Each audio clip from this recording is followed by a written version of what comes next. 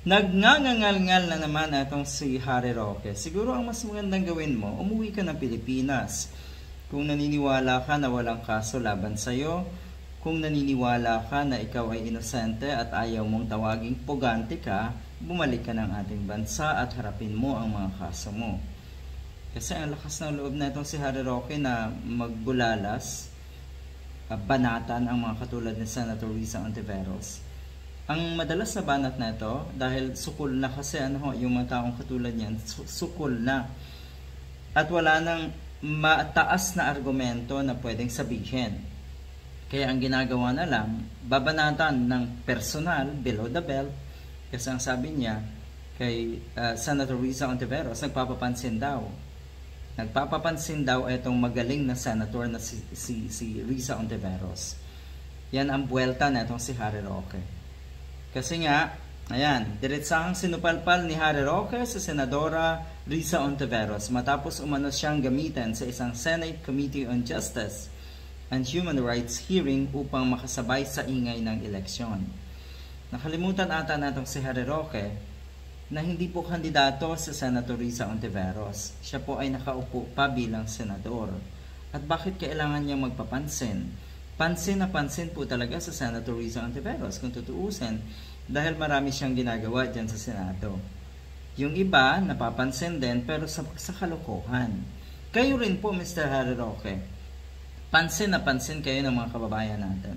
Pero puro negatibo ang iniisip tungkol sa inyo. Ang saklap. At totoo yun na pinapansin or pansin na pansin ng mga netizens ng mga kababayan natin. Lalo na po yung mga kababayan natin nag-iisip ng tama sa Senator Risa Ontiveros. Pansin na pansin. Pero puro sa positibong bagay. Yan ang pagkakaiba nyo. Ikaw, Mr. Harry Roque, alam na alam din ng taong bayan, ng mga kababayan natin kung paano kang magpapansin sa mga spokes hour kuno netong isang ito na ayaw nga magpatawag na pugante. Ginagamit lamang daw ng senadora ang kanyang pangalan.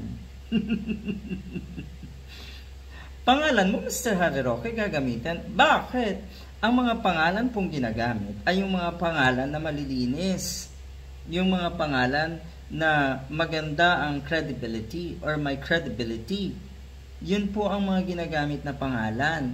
Pero yung mga pangalan na sirang-sira na, katulad ng pangalan niyo po, what? Ginagamit ka ng Senator Risa Ontiveros? Pangilabutan nga po kayo, Mr. Harry Roque. Umuwi ka ng bansa, harapin mo ako. Wow. Para daw, para hindi nga daw matabunan ang kanyang pangalan sa ingay ng eleksyon.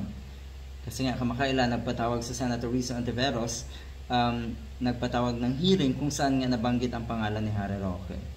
Yon. Ulitin ko ang ginagamit pong pangalan ng mga taong manggagamit ng ibang tao ay yun pong mga pangalan na malilinis at may credibility. Sa inyo po, maruming pangalan. Mr. Harry Roque.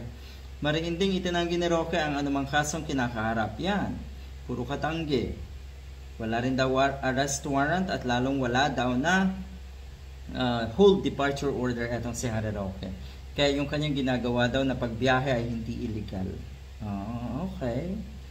So alam mo palang hindi illegal bakit kailangan mong tila magtago?